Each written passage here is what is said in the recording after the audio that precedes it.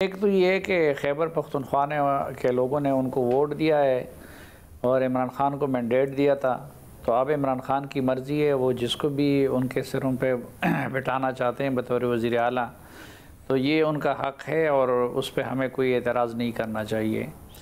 जहाँ तक अली अमीन गंडापुर का ताल्लुक़ है, तो अली अमीन गंडापुर की शख्सियत के भी दो पहलू हैं। एक तरफ ये कि वो हुकूमत के उमूर से नावाकिफ़ नहीं है। उनके वालिद साहब, जिनका अभी कुछ ही अर्सा कबल बल्कि जिस दिन उनकी नॉमिनेशन हो रही थी तो उनकी रहलत हो गई, उनके वालिद साहब रिटायर्ड मेजर थे और वो भी निगरान वज़ीर रहे थे।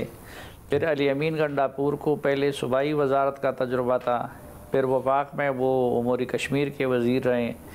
तो तजुर्बा तो अब बहरहाल 2 मरतबा वज़ीर रहने के बाद उनको खातिर खा तजुर्बा भी हासिल हुआ है। और ऐसा भी नहीं है कि कोई अनपढ़ हैं, पढ़े लिखे भी हैं, आला तालीमी इदारों से पढ़े हैं। तो एक तो उनकी शख्सियत का ये पहलू है। दूसरा, उनकी शख्सियत में थोड़ा सा बाज़ औक़ात एक मज़ाहिया टच भी होता है, उसमें एक अनहोना टच भी होता है और बाज़ औक़ात गैर मुहतात गुफ्तगू भी कर लेते हैं।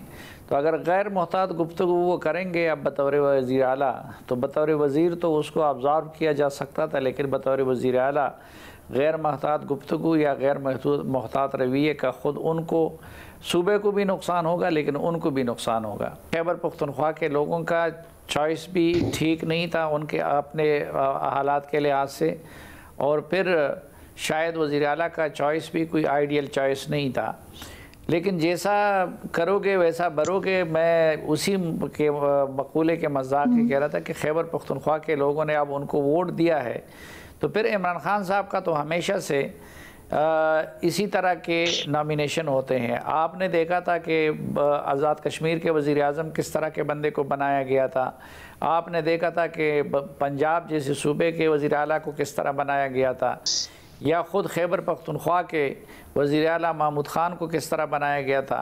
मैं कम अज़ कम महमूद ख़ान से जब मुआवजना करता हूँ तो महमूद ख़ान के मामले में शायद अली अमीन गंडापुर ज़्यादा समझदार और ज़्यादा फ़ाल होंगे। बाकी उनके लैंग्वेज का मसला है, उस पर मुझे कल भी एतराज़ था। मसलन मेरे साथ प्रोग्राम में एक मरतबा उन्होंने कह दिया था कि कुलभूषण यादव को तो इन्होंने रिहा कर दिया है।